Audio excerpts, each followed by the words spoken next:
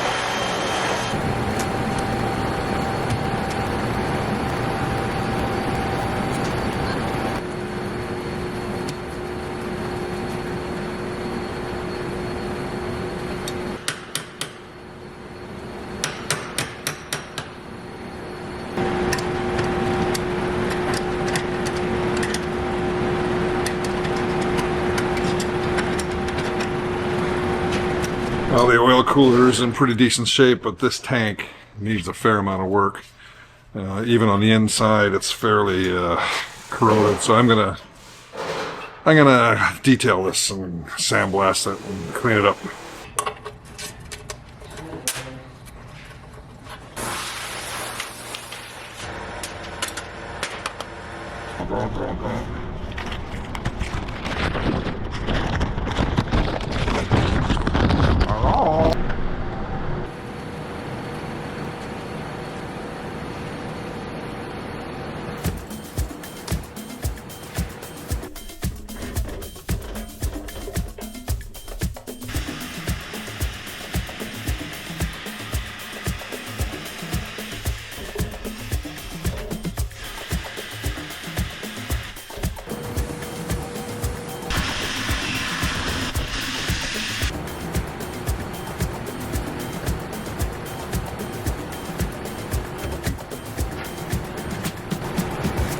So I'm throwing the kid a bone today.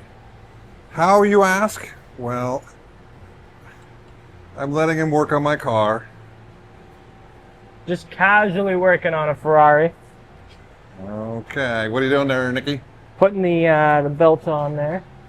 Okay. Just trying to get her lined up. You a little nervous? A little bit. Come on into my studio. Let's talk in there for a minute. Hold that thought for a second.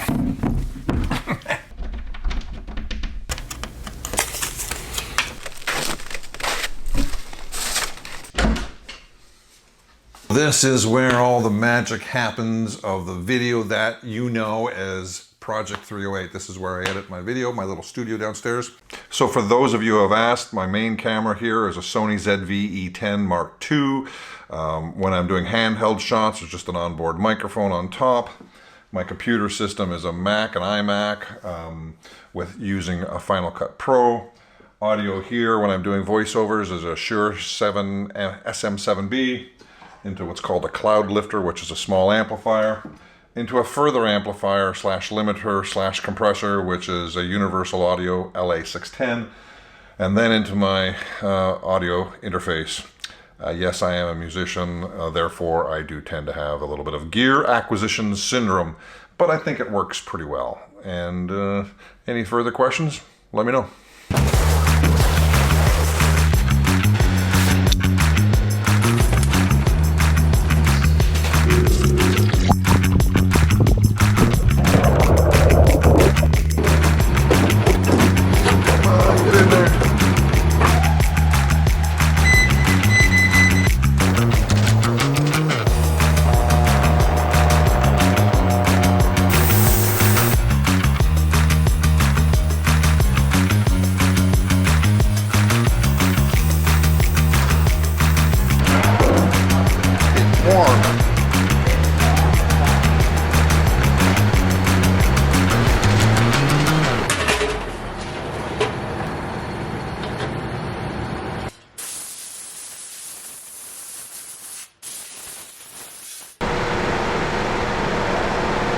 It turned out pretty well, didn't it? Alright, so I just drained this down to see how much debris was in there. That is strictly from cleaning that tank. That's surprising. This now very pretty coolant tank goes right here. But if we take a closer look, we're going to see that we have a problem. This guy is broken. I'm going to assume that this one at some point broke and somebody replaced this.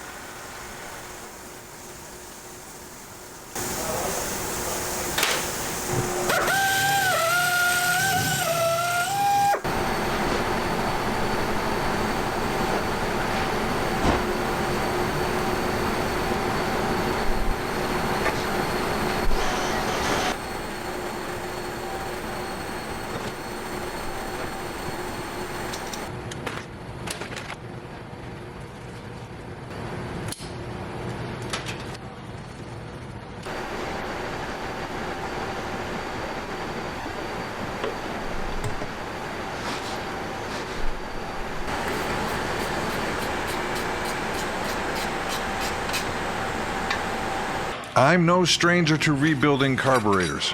My early years at a Honda dealership left me dealing with Preludes and Civics with these crazy dual carburetor setups. These things had an insane amount of vacuum lines and constantly needed to be rebuilt. Now Webers are a bit different. They've been labeled as finicky. Oh, the humanity! Flip, flip, flip, flop, flop, flop, flip, flop, flip, flip, flop, flop.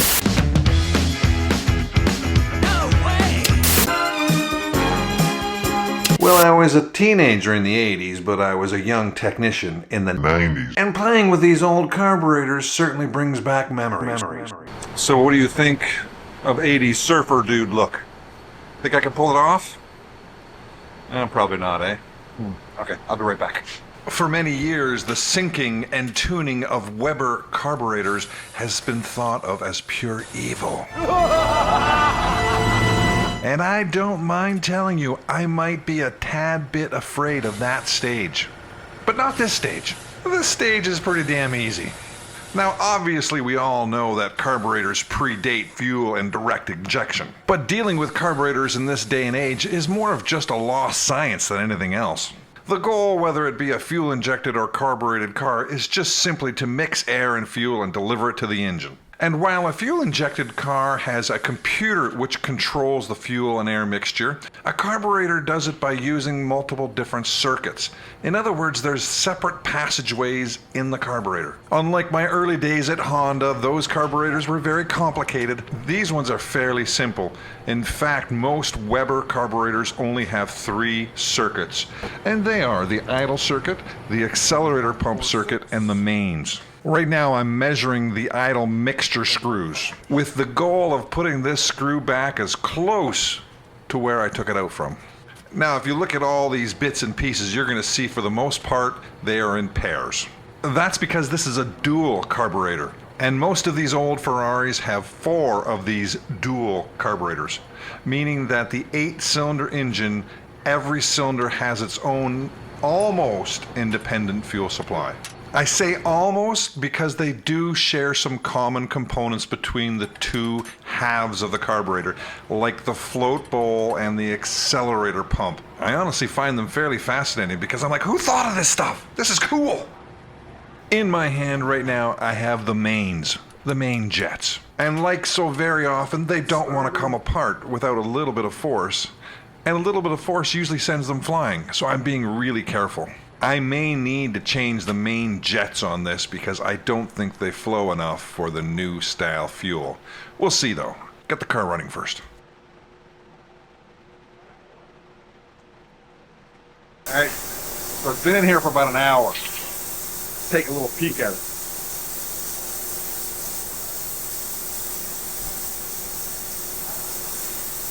That's not looking too bad. So the carbs, I didn't quite take everything apart. I just wanted to get them in the tank and loosen everything up a bit. But now I still got to get these little jets out. Well, they're not jets. They're technically part of the choke system. Got to get them out. I've got to get these. Oh, I got it out. Didn't want to come out earlier.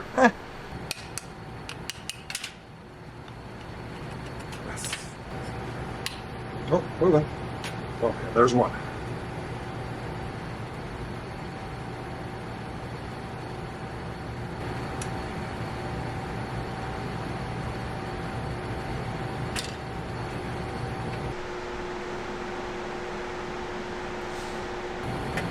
This little brass thing is the float in the float bowl. It floats on the fuel. I guess it's probably a good idea to check to make sure it's not leaking, because if it doesn't float, it doesn't work properly. This was the last thing I had to check on the carburetor before I started reassembling it, which is right now. Now I labored thinking about how I was going to present this video to you.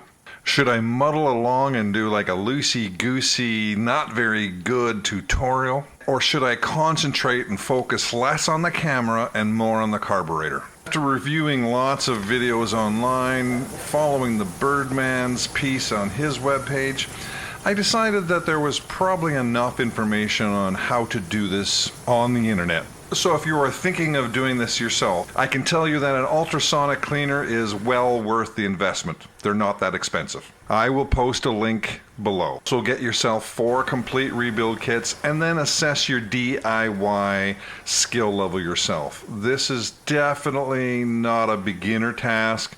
It's probably an intermediate, a high intermediate task. Not overly complicated, but also something that you can get yourself into trouble with fairly easily if you lose parts.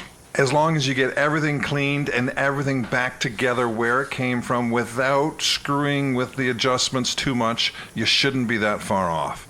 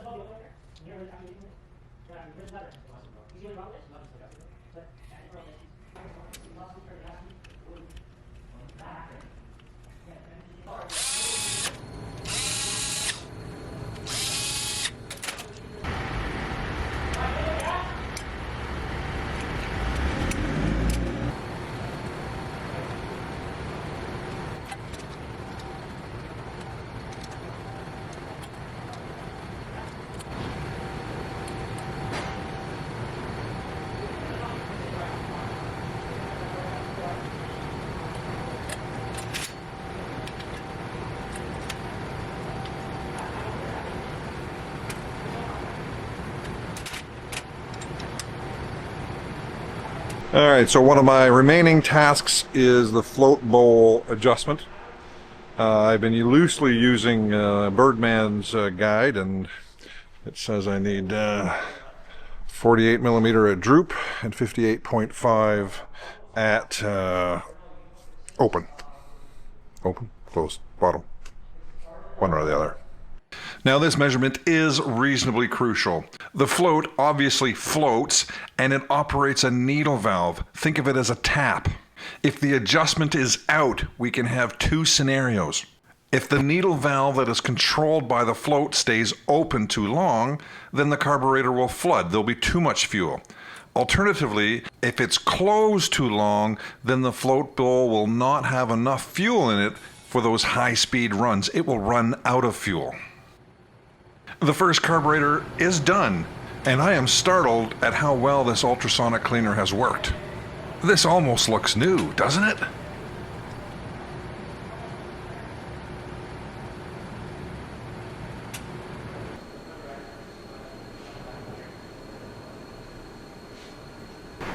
Just about to start, carburetor number 3. It's going well. Going well. So I'm always waiting for something to go wrong on Project 308. And lo and behold, carburetor number 3 has a problem on the top cover. So when I pulled the top cover off the body, I noticed the float didn't kind of look right. And then I noticed that there is a piece that is broken off right there.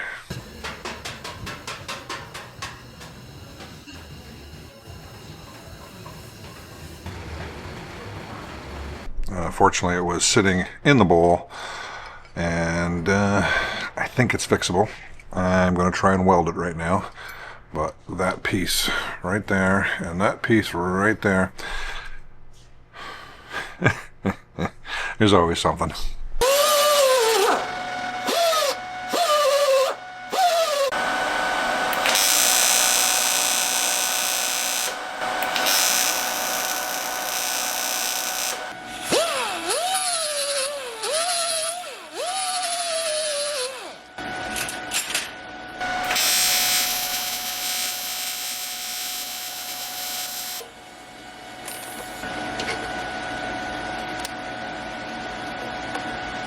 Alright, it's solid, very solid.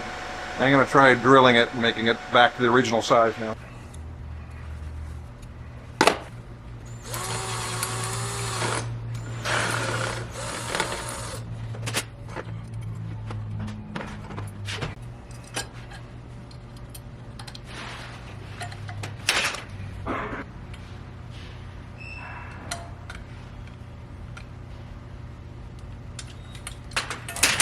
Oh yeah.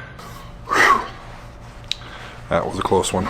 Feeling pretty good about that. It seems to have done the job.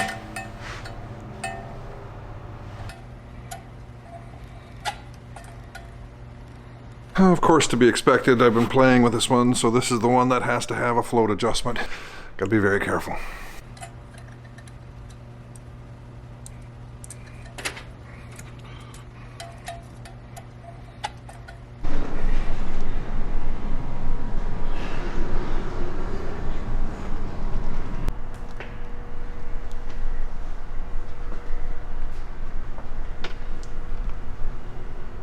Normally, this is where I'd be saying bye, thank you. Well, we got a little extra something here coming up for you. Because the savvy viewer that you are, I know you've already noticed that the timing covers are off on that motor. And you're asking yourself, why are those timing covers off? Here's the reason on the screen. That's why. Otherwise, bye-bye. Catch you later.